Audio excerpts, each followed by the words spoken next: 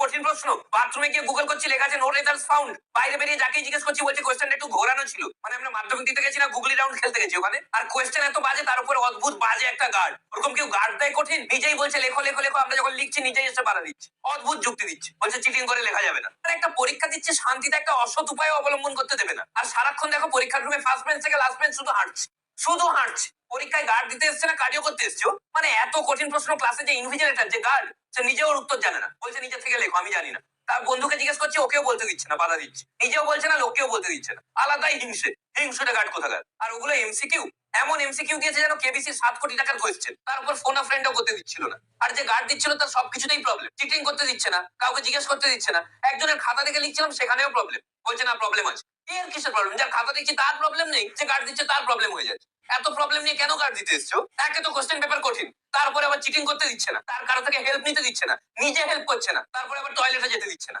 এটা কি ধরনের অসভ্যতা? কত কষ্টে টয়লেটে গেলাম, টয়লেট থেকে এসেছি, তারপরেও প্রবলেম।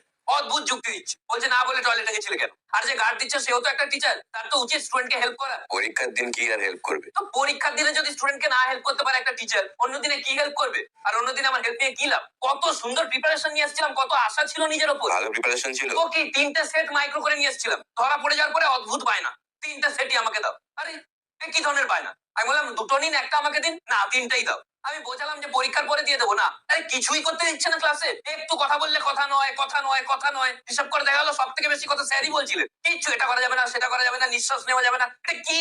প্রশ্নপত্র কঠিন ছিল, আমরা সেটাতে কিছু বলছি না, আমরা শুধু চাইছি গ্রেস মার্কস। এটা গ্রেস মার্কস নয়, এটা মানবাধিকার। আমাদের গ্রেস মার্কস না দিলে আমরা মানবাধিকার কমিশনকে জানাবো।